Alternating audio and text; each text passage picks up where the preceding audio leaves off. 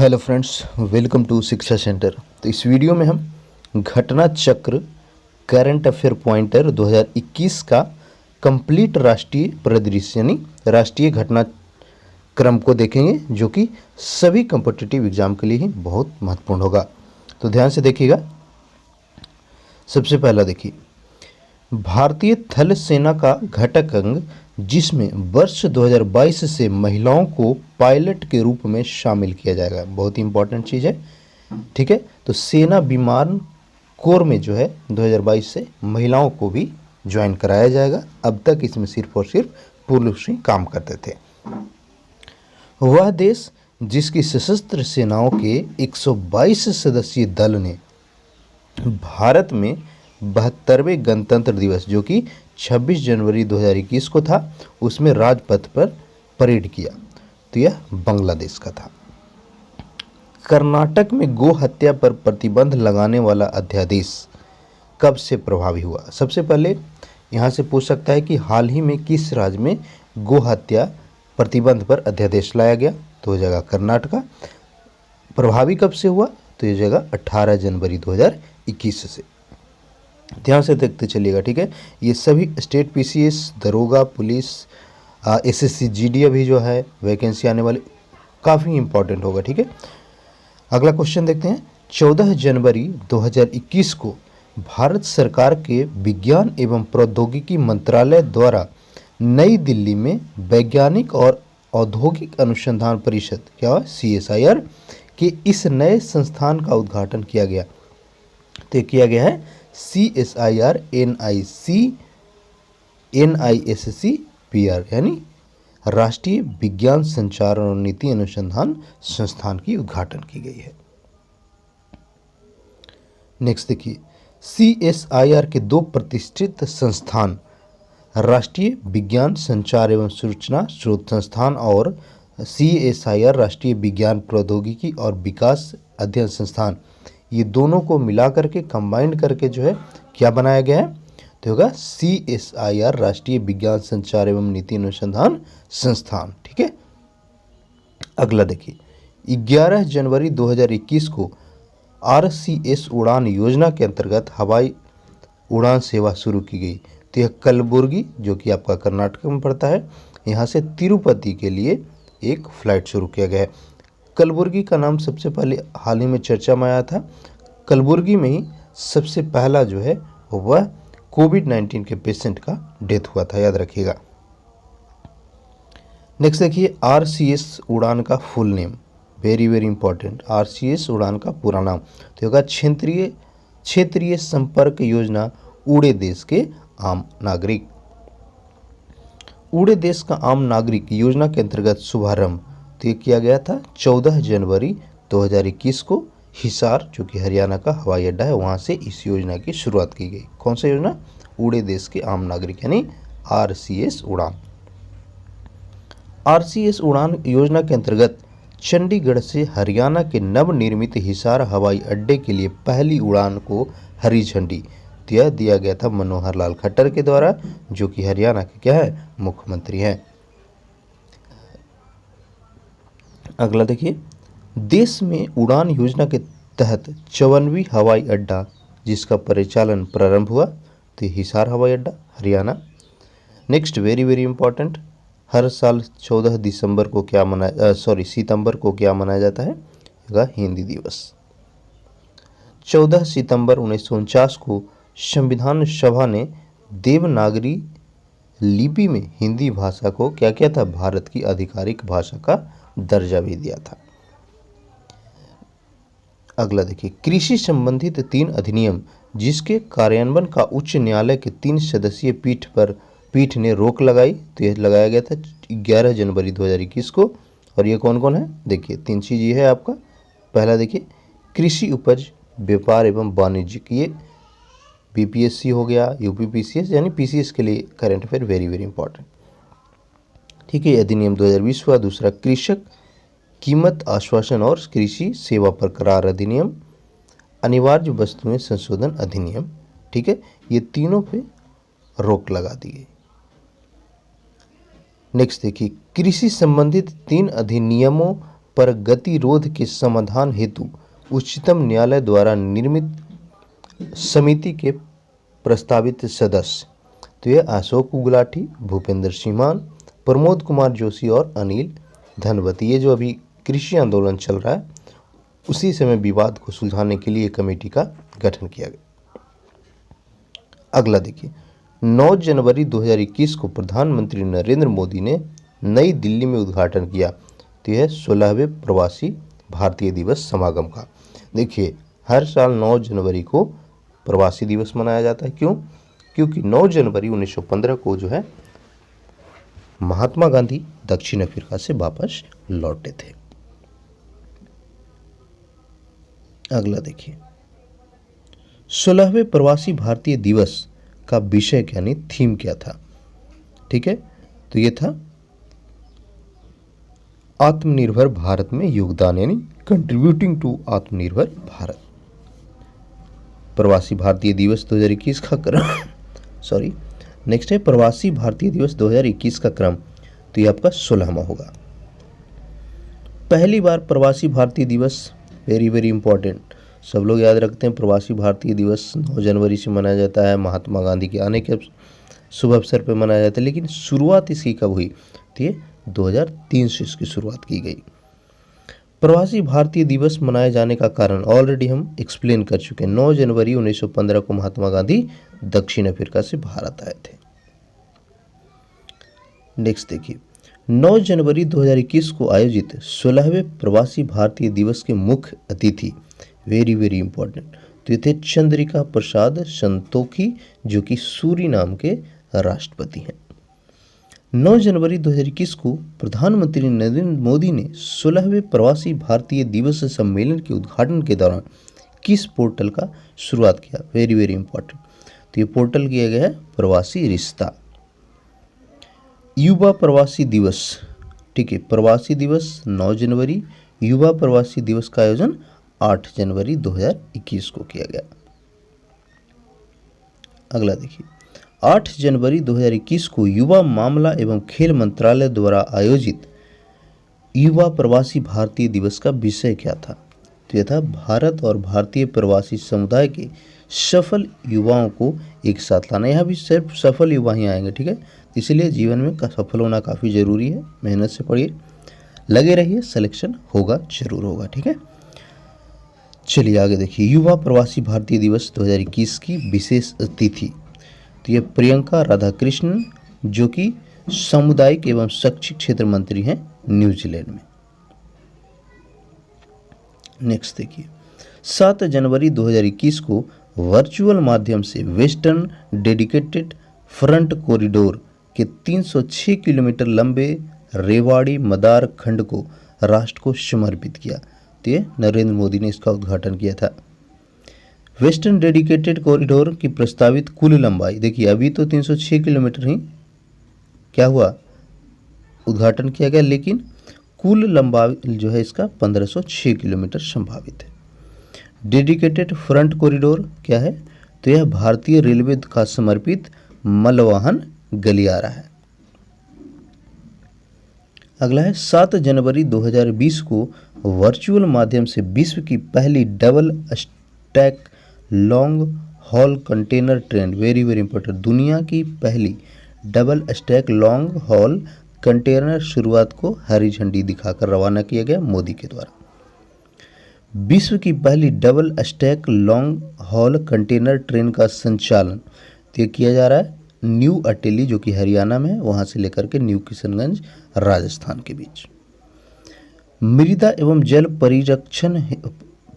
परीक्षण हेतु कृषि संजीवनी वैन को लॉन्च किया गया है। कौन सा? कृषि संजीवनी वैन, तो ये लॉन्च किया गया है कर्नाटक के द्वारा। कब? 7 जनवरी 2021 को। अगला देखिए, 6 जनवरी 2021 को प्रधानमंत्री नरेंद्र मोदी की अध्यक्षता में आर्थिक मामलों की मंत्रिमंडलीय समिति ने किस केंद्र शासित प्रदेश के औद्योगिक विकास हेतु एक केंद्रीय क्षेत्र की योजना को मंजूरी दे दी? तो होगा जम्मू कश्मीर। जम्मू कश्मीर के औद्योगिक विकास हेतु कितना आवंटन किया गया है? कुल परिव्यय तो ये 2,84,00, ठीक है, यानी 2,84,000 करोड़ रुपए का का आवंटन किया गया।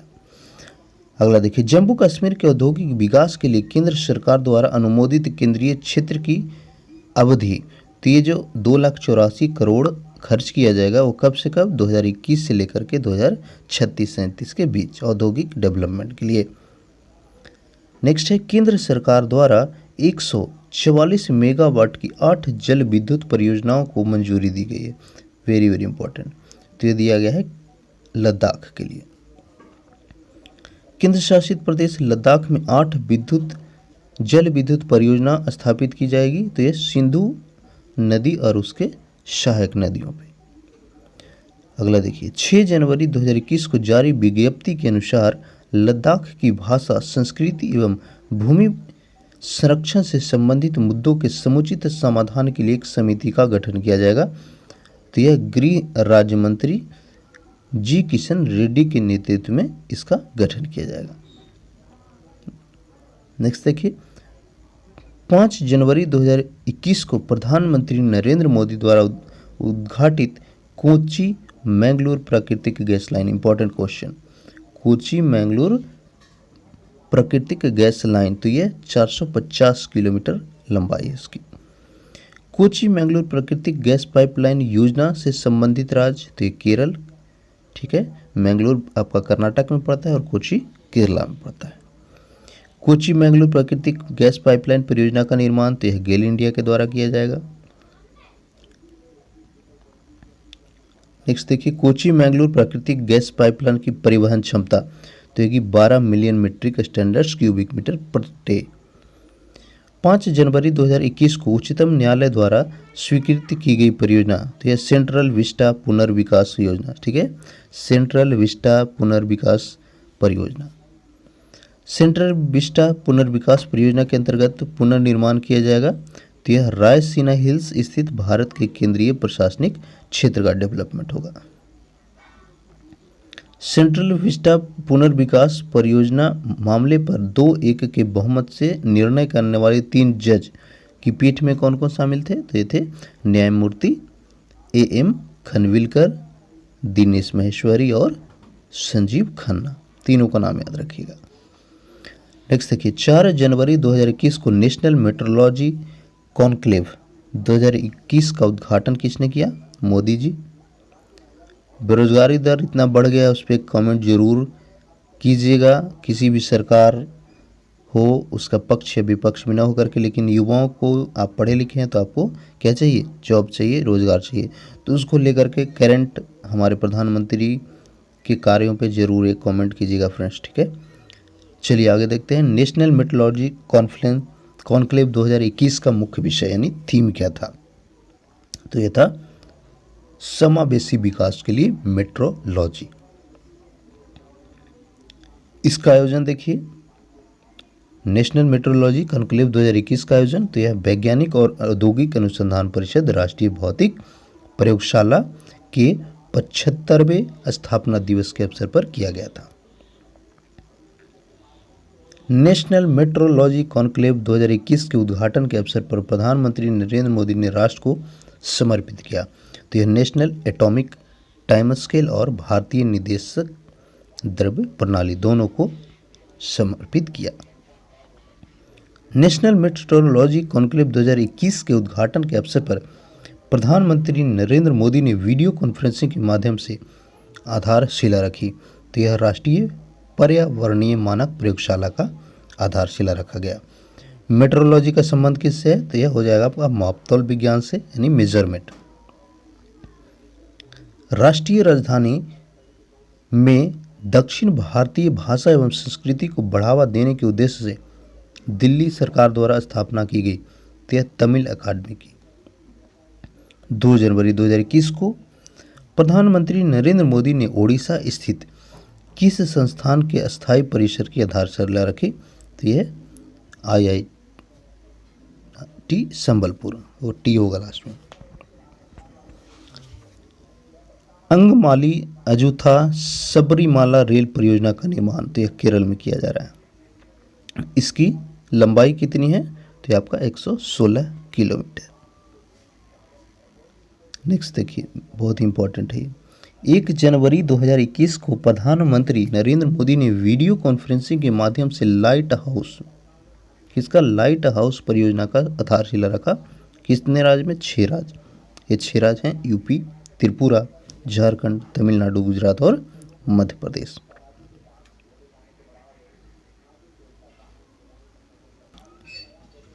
नेक्स्ट देखिए, लाइट हाउस मॉडल आवासीय योजना, तो यह संबंधित है आपका global housing technology challenge India से।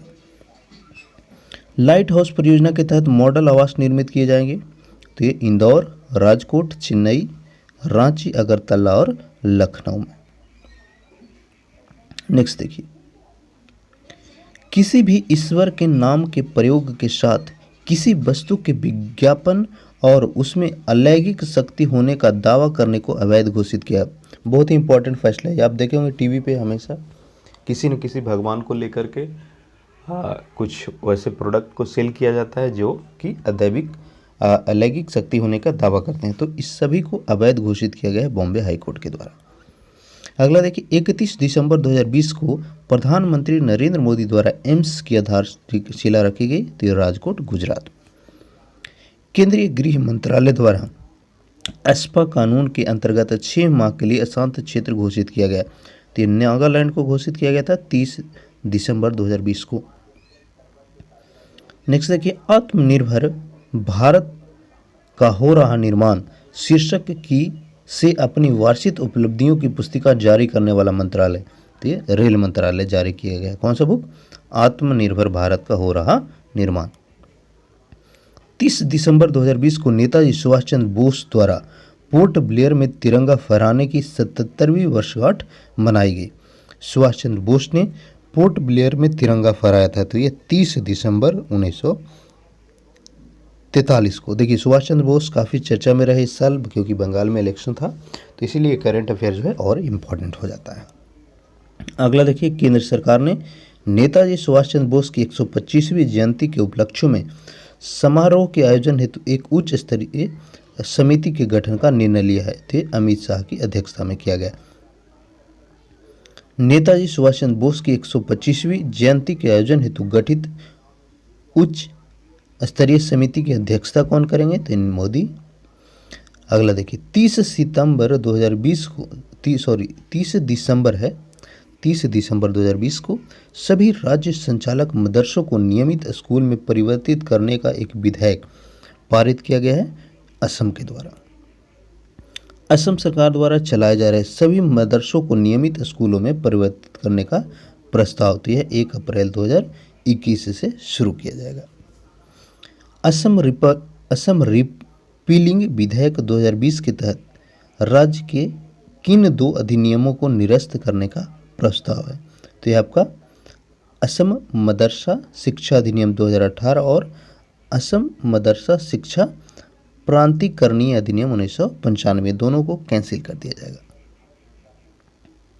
नेक्स्ट देखिए, 29 दिसंबर 2020 को केंद्रीय विज्ञान एवं प्रौद्योगिकी मंत्री कौन है, डॉक्टर हर्षवर्धन ने कौन सी पोर्टल की जारी किया, तो आन का फुल फॉर्म पूछिए तो हो जाएगा एक्शन एजेंडा फॉर इन आत्मनिर्भर भारत।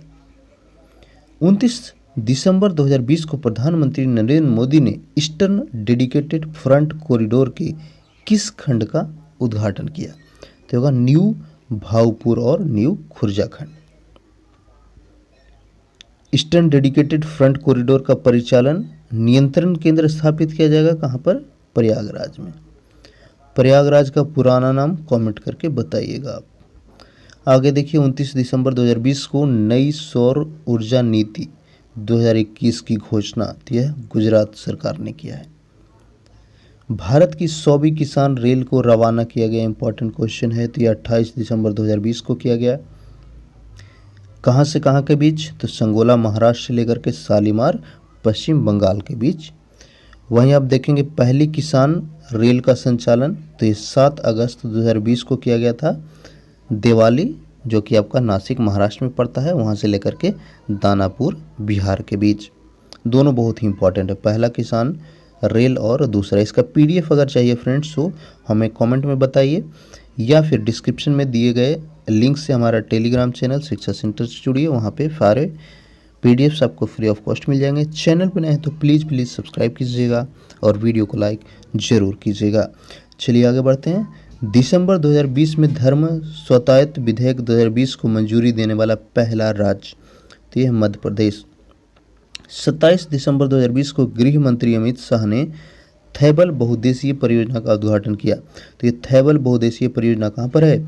मणिपुर में स्थित है। दिसंबर 2020 से जनवरी 2021 तक ब्रह्मपुत्र बोर्ड द्वारा ब्रह्मपुत्र आमंत्रण अधिनियम 2 राज्यों में आयोजित किया गया। ये कौन कौन राज्य हैं? तो ये होगा अरुणाचल प्रदेश और असम। सिख गुरुओं के इतिहास को स्कूली पाठ्यक्रम में शामिल करने वाला पहला राज्य उत्तर प्रदेश होगा। नेक्स्ट देखिए, उत्तर प्रदेश के मुख्यमंत्री योगी आदित्यनाथ ने प्रति वर्ष सभी स्कूलों में साहिबजादा दिवस मनाए जाने की घोषणा की है। ये होगा 27 दिसंबर को।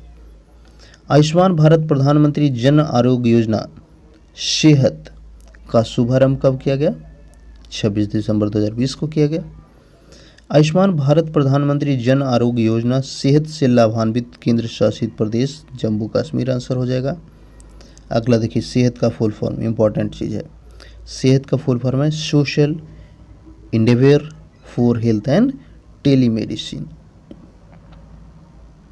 अगला देखिए, 26 दिसंबर 2020 को राष्ट्रपति रामनाथ कोविंद द्वारा उद्घाटित INS खुखरी स्मारक की स्थित है आपका देव में।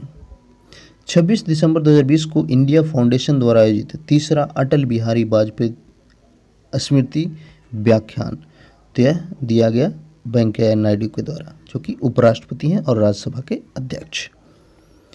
तीसरे अटल बिहारी वाजपेयी स्मृति व्याख्यान का विषय तो यह है लोकतांत्रिक आम सहमति का निर्माण, वाजपेयी मार्गदर्शन, यानी building democratic consensus the Vajpayee way. Next देखिए, 26 दिसंबर 2020 को केंद्रीय गृह मंत्री अमित शाह द्वारा न्यू मेडिकल कॉलेज की आधारशिला तो गुवाहाटी असम में रखा गया। 25 दिसंबर 2020 को ई संपदा पोर्टल ऐप लॉन्च किया गया। तो यह आवासन और शहरी मामला के मंत्रालय के द्वारा किया गया। अगला देखिए, 25 से 28 दिसंबर 2020 के दौरान राष्ट्रपति रामनाथ कोविंद कहाँ की यात्रा पर थे? तो दीव की। 24 दिसंबर 2020 को 10,000 करोड़ रुपए की विकास परियोजना का घोषणा करने वाला राज्य केरल हो जाएगा आंसर। नेक्स्ट देखिए, अस्वच्छ, ही इंपॉर्टेंट है काफ़ी ज़्यादा। अस्वच्छ शौचालय एवं सफाई कर्मचारी की पहचान हेतु प्रारंभ किया गया मोबाइल एप्लीकेशन तो होगा स्वच्छता अभियान। स्वच्छता अभियान मोबाइल एप्लीकेशन का शुभारंभ तो 24 दिसंबर 2020 को केंद्रीय सामाजिक न्याय एवं अधिकारिता मंत्री कौन है? थावरचंद गहलोत, तो इनके द्वारा किया गया। प्रधानमंत्री नरेंद्र मोदी ने 24 दिसंबर 2020 को किस विश्वविद्यालय के शताब्दी समारोह को वर्चुअल माध्यम से संबोधित किया? तो होगा विश्व भारती विश्वविद्यालय। यह कहाँ पर स्थित है? तो पश्चिम बंगाल के शांति निकेतन में। विश्व भारती विश्वविद्यालय की स्थापना तो गुरुदेव रविंद्रनाथ टैगोर ने की थी 1921 ईस्वी में। विश्व भारती विश्वविद्यालय को केंद्रीय यूनिवर्सिटी यानी सेंट्रल यूनिवर्सिटी और राष्ट्रीय महत्व के संस्थान का दर्जा दिया गया था कब? 1951 में। अगला देखिए, जम्मू और कश्मीर के पुनर्गठन के बाद दिसंबर 2020 में पहली बार जिला विकास परिषद यानी DDC का चुनाव कराया गया था। जम्मू और केंद्र शासित प्रदेश में जिला विकास परिषद की सीट टोटल DDC का सीट वहाँ पर है कितना? 280, जिसमें बीजेपी को कितना मिला? 75 सीट मिली थी। नेक्स्ट देखिए, 22 दिसंबर 2020 को दिल्ली के 100% उद्योगों को पाइप्ड नेचुरल गैस से चलाने का निर्णय लिया गया है। राष्ट्रीय राजधानी क्षेत्र और निकटवर्ती क्षेत्रों में वायु गुणवत्ता प्रबंधन आयोग के द्वारा। नेक्स्ट, वेरी इंपॉर्टेंट, 22 दिसंबर 2020 को प्रधानमंत्री नरेंद्र मोदी ने किस विश्वविद्यालय के शताब्दी समारोह को संबोधित किया? तो हो जाएगा अलीगढ़ मुस्लिम विश्वविद्यालय। इसकी स्थापना हुई थी वर्ष 1920 में। नेक्स्ट देखिए, प्रसिद्ध समाज सुधारक सर सैयद अहमद खां द्वारा 1887 ईस्वी में स्थापित वह शिक्षण संस्थान जिसे वर्ष 2020 में 1920 में केंद्रीय विश्वविद्यालय का दर्जा देकर उसका नामकरण अलीगढ़ मुस्लिम विश्वविद्यालय किया गया था। तो अलीगढ़ मुस्लिम विश्वविद्यालय का पहले नाम क्या था? मोहम्मडन एंग्लो ओरिएंटल कॉलेज, जिसकी स्थापना की गई थी सर सैयद अहमद के द्वारा।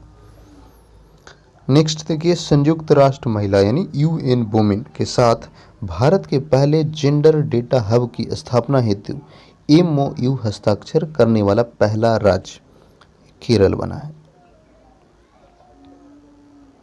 वर्ष 1971 में भारतीय सशस्त्र सेनाओं द्वारा पाकिस्तान पर जीत की 50वीं वर्षगांठ 16 दिसंबर 2021 को मनाई जाएगी।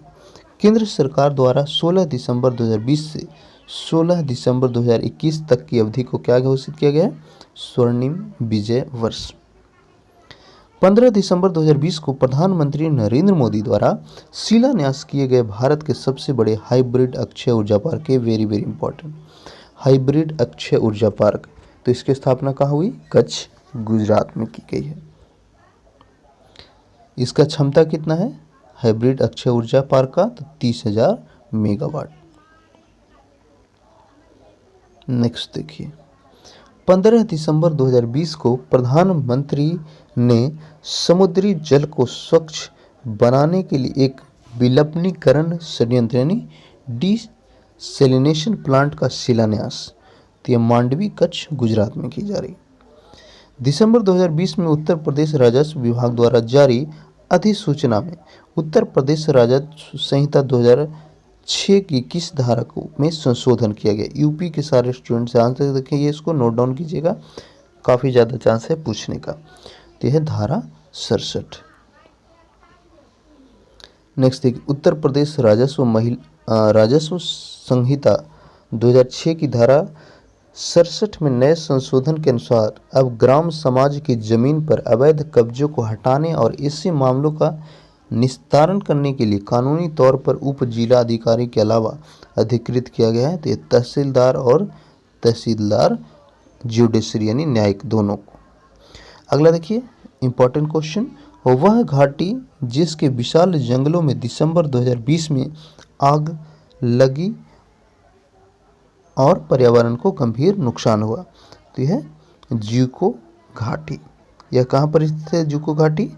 मणिपुर नागालैंड बॉर्डर पे। अगला देखिए, हाल ही में उत्तर प्रदेश मंत्रिमंडल की बैठक में प्रदेश के पहले आयुष विश्वविद्यालय का नाम गुरु गोरक्षनाथ के नाम पर रखने की मंजूरी प्रदान की गई, तो होगा गोरखपुर के चौरी चौरा। 120 मेगावाट क्षमता की रंगित 4 पनबिजली योजना कहाँ पर स्थित है? सिक्किम आंसर होगा। अगला देखिए वेरी इंपॉर्टेंट क्वेश्चन, देश के पहले 100% जैविक यानी ऑर्गेनिक केंद्र शासित प्रदेश, तो यह लक्षद्वीप को घोषित किया गया। वर्ष 2016 में देश के पहले जैविक राज्य का दर्जा किसको दिया गया था? सिक्किम को। 10 दिसंबर 2020 को केंद्रीय मंत्री नितिन गडकरी द्वारा बिहार राज्य के 1.5 किलोमीटर लंबे पुल का वर्चुअल माध्यम से उद्घाटन किया गया। इस पुल का नाम तो होगा कोइलवर पुल। कौन सा नदी पर है? सोन नदी। अगला देखिए वेरी इंपॉर्टेंट, ये खास करके काफ़ी महत्वपूर्ण है। प्रधानमंत्री नरेंद्र मोदी ने नई दिल्ली में देश के नए संसद भवन की भूमि पूजन एवं शिलान्यास, तो यह किया गया 10 दिसंबर 2020 को।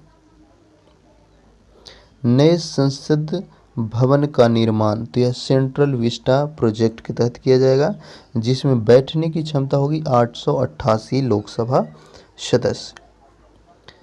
नए संसद भवन में राज्यसभा सदस्यों की बैठने की कैपेसिटी तो ये 384 हो जाएगी।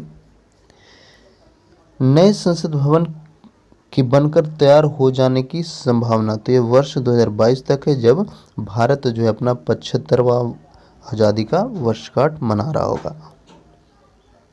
नेक्स्ट देखिए 8 दिसंबर 2020 को जारी शहरी शासन सूचकांक यूजीआई में शीर्ष स्थान पर। तो ये उड़ीसा, उत्तर प्रदेश का रैंक इसमें 14वां है। शहरी शासन सूचकांक को जारी कौन करता है? तो होगा मुंबई स्थित प्रजा फाउंडेशन।